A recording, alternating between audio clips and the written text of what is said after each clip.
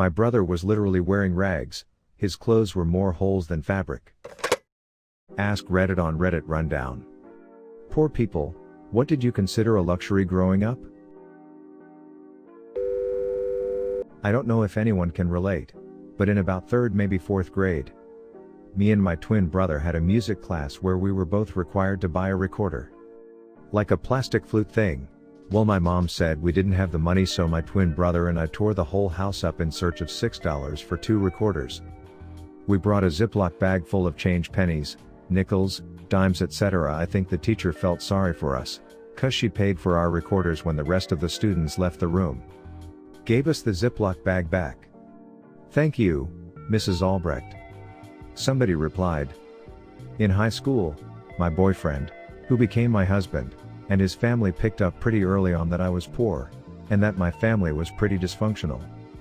They really let me into their family and took care of me in a sweet, not pity, way. I was super into art, so his mom found a neighborhood art teacher that did like basically small group art classes, and it was so cool. Anyway, she usually charged like $100 for all the supplies, time, etc. My mom knew how excited I was, and I never asked for anything, so she told me to ask the teacher to wait until her next paycheck. The teacher was like, sure. By the time I brought the check to her, I think my boyfriend's mom talked to her, and she ripped it up and said I got a scholarship for the class. Honestly, it gives me such good vibes thinking about it till this day. Until the age of 12, I thought that you weren't allowed to buy things that weren't on sale. My mom only bought things when they were on sale and or she had a coupon, so I thought that the non-sale items weren't being sold. Same. My mom has a funny story about that one. Somebody replied. She says very little me was with her at the store, and I kept asking if random items were for sale. She'd be confused but would say yes, and I'd ask if we could get them. She'd say no. It took her a while to figure out that I had confused the terms for sale and on sale. I knew we only bought things that were on sale, so I was asking if each thing was on sale before I asked for it. Grew up pretty poor in Arkansas in a trailer. I literally got a door to my bedroom for Christmas one year. It probably still was the best gift I ever received. Somebody replied. I grew up poor in Arkansas too. We didn't have central heat or air, so I had to chop firewood for our wood-burning stove to stay warm in the winter. We lived way out in the boonies too, so convincing my parents to spend gas to take me to a friend's house was really hard. My BFF's parents cooked meth, so their house was even more rough than mine. In middle school I was on reduced school meals, so it would be .40 for lunch. So, my parents would always give me 2 quarters every morning for lunch. Now the cafeteria would also sell cookies, which wasn't part of the lunch set, for .50 each. So, saving .10 each day, I could afford 1 cookie by Friday's lunch. Good times. Somebody replied. You just triggered a memory from my childhood. Also had reduced lunch at 40 cents, also got 50 cents from my parents. Except I bought 2 pretzel rods with it, which were 5 cents each, or I would wait 2 days so I can buy a fruit roll up at 20 cents. In middle school my parents were doing better, so I didn't qualify for reduced lunch. My parents gave me $2 a day to get subsidized lunch, but I was so programmed to worry about money, I would buy a dinner roll and a Sunny Delight, because that totaled 90 cents and I would save the rest. I put the money in my sock drawer. Months later my parents found the money and asked where I got it. I explained what I was eating for lunch and I was saving the rest in case we need it. I didn't understand at the time, but that look on my father's face was heartbreak. He then ordered that I use the money to order a full meal going forward. School parties where everyone brought something to share for lunch. If you don't bring something, you don't get to participate. I brought 2 carrots after not being able to afford school lunch for 2 years. Even the teacher laughed at me. My young self just decided that day that some people don't deserve lunch. Edit. Holy shit, guys. I just woke up, but thank you for all of your kindness and all of these awards. I didn't expect this at all. I'm in a better place financially now, as some have asked, so don't worry. That was so many years ago. I have decided that my children, should I choose to have them, will have what they need when they need it. I hope all of you have such blessed, happy days. Because you've made me smile, too. For my school's Spirit Week, they had a thrift shop day, where most everyone dressed in old ratty clothes, or the weirdest stuff they could find in a thrift shop.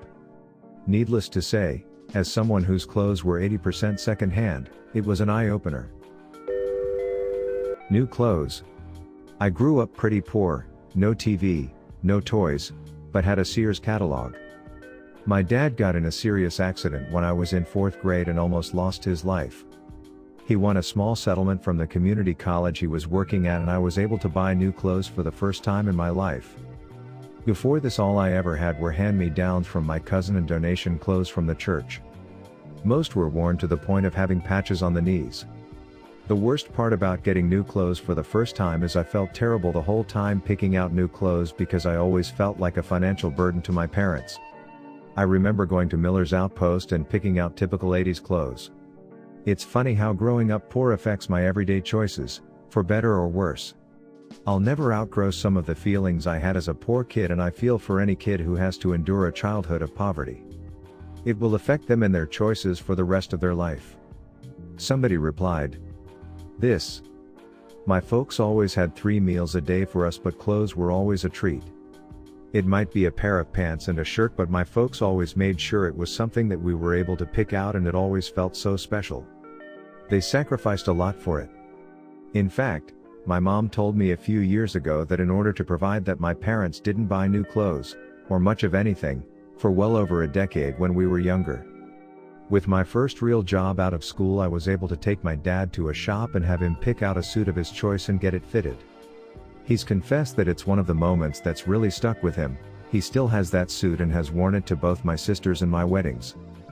But yeah, some of those feelings and habits don't really go away. Regarding clothes, they still get worn till they can't be patched anymore, and I loathe to throw them away. I gotta stop there because this is actually making me surprisingly emotional. My mom stopped paying for my siblings' clothing when they were 9 and 14. Too young to get a job. So, my first paycheck at my first job at 16 went to getting them clothes. My brother was literally wearing rags. His clothes were more holes than fabric. Now that I'm an adult, I see that the numbers don't quite add up. She got her master's paid for by her employer. So, no student loans. Her house and cars were very moderate and within her situation. Right now, she works at the Pentagon. She's always had money, just not to take care of her own kids apparently. Staying at someone's house who wasn't poor, like a relative or friend. Their house was also so clean, beautiful, pictures on the wall, knickknacks on the counter, and carpet you could play on because it was clean. I spent my entire teenage years hiding where I lived. My mom had 7 children in 10 years, 1950 to 1960. I remember having a whole bottle, those smallish glass ones that came out of the machine for 10 cents, of soft drink to myself instead of sharing one bottle between all 7 of us. I was perhaps 5 years old. I still remember this as the best thing ever. Somebody replied, "My mom did the same, but in the 80s. Looking back, I think she had a pregnancy addiction. Life before my 6 siblings and life after were like 2 completely different lifetimes. I remember having stuff when we were very little, but as we got older, we just had more kids to look after instead of toys and food. I adore all my siblings and wouldn't change them for the world, but I often wonder what having a real childhood is like and how it might have helped me." A hot shower. Cold showers were always available, but when you scraped enough cash to get some diesel fuel and get the burner to kick on long enough to have a hot shower, man, absolutely nothing better. Restaurants were definitely somewhere at the top of my list. I lived through the tail end of apartheid in South Africa, so we weren't allowed into restaurants. Also, non-iceberg lettuce. Dairy products, like a full glass of milk, cheese, cottage cheese, yogurt, flavored milk. Lawns. A dining table and family meals at the table. Vacations that didn't involve staying with relatives. Taking a bath.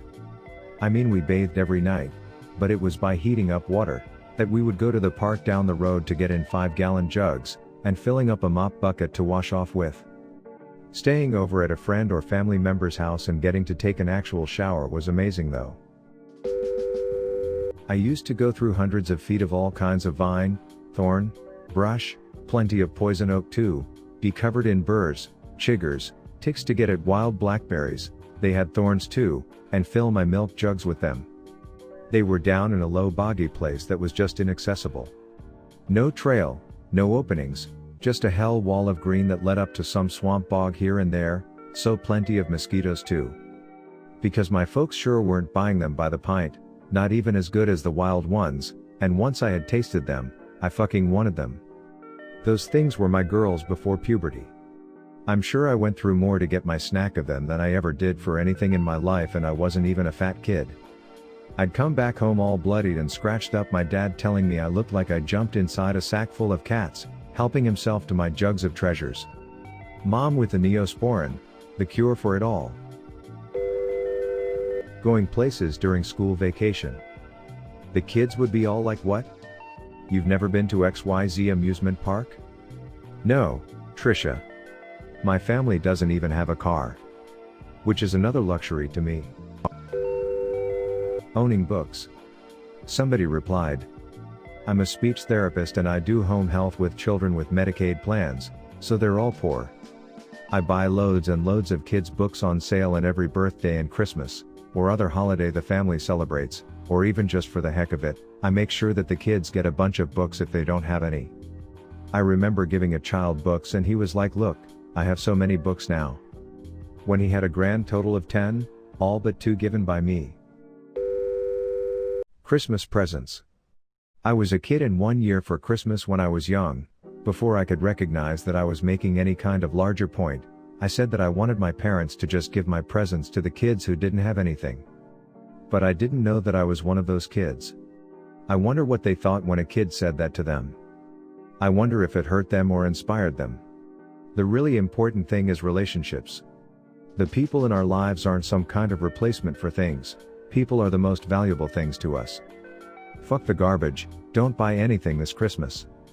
Just spend it with your loved ones and genuinely express your love for them. That's the value. Things are garbage. People make a difference. Actual real milk. My mom used to buy something called 5 pints. It was powdered milk that you added cold water to and shook to make milk. I remember the lumps of it in my cereal. Being poor in the Philippines meant no hot water for showers. This was manageable during dry seasons since it was always hot, but during rainy seasons when it would cool outside more, it really sucked. I just never enjoyed showers. When I moved to the US, I had hot water showers and baths. Holy crap. I now love getting clean. Hershey's chocolate syrup. I was used to an 8 to 12 ounces glass of milk with a feather touch squeeze of drops of chocolate added when I was around 6 or 7. It would barely tinge the milk a light malt color, but that's all mom would allow for years. 13 years later, my baby sister is old enough to have her vocalized demands and the like. I'm old enough to serve her while mom ignores her. But we're doing so much better financially, so we always have a bottle of syrup on hand, and she gets the big 24 ounces tumblers of milk, and I have to squeeze enough syrup out to make the chocolate dark muddy brown, or she cries I'm ripping her off. Having a bedroom to yourself. I can't recall a single time before I had my own place that I ever had a bedroom to myself. At first it was me and my grandmother because my mom was out drinking, then my grandmother died and my mom had another baby, which me and him shared a room in a small apartment. Then I couch hopped and stayed at friend's house in my teenage years. Then I went to live with my dad, who was also poor, and lived with my grandmother in a rundown trailer, and he slept on a foam mattress in the living room and I slept on a love seat. I'm 25 now and I do really well for myself overall. I have a nice 2-bedroom, 2-bath house. I've got 2 cars that are reliable, and I have a girlfriend and little boy that I love more than anything. I grew up in a really bad position, honestly, so being able to provide for my son the way my parents never did for me really gives me a sense of pride and accomplishment. I don't want him to ever wonder where he's going to sleep or to have to worry about anything that I ever had to growing up. To this day, me and my mother don't have a good relationship, and my dad is trying to be better and be a part of my son's life. Giving him the things I never had is enough for me. I remember in 8th grade on my birthday at school, one of my teachers asked me what gifts I had received. He asked in front of the whole class. I excitedly shared that I would be getting contact lenses. My parents let me choose one thing that I wanted, and I desperately wanted to stop wearing the broken glasses I had, which I usually didn't wear. One of the boys in class made a comment like, "Contacts aren't a present." And my teacher had to explain to him, again in front of everyone, that for some families they were too expensive not to be a luxury.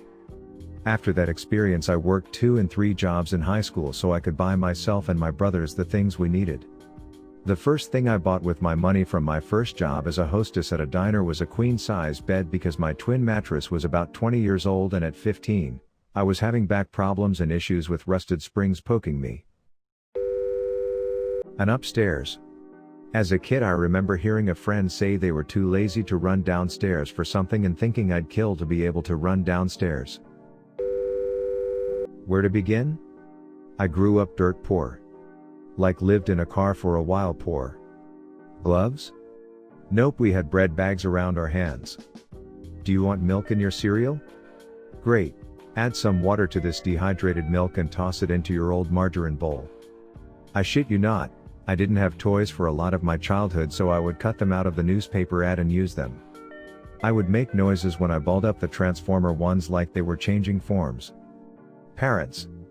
The last year my mother was on this earth, my brother and I walked 3 miles to beg her to come home for Mother's Day because she was at another man's house. My dad spent a significant chunk of my childhood in prison, and the men who my mom would see, 90% of them beat us. Sorry folks that got deep. Thanks for letting me rant.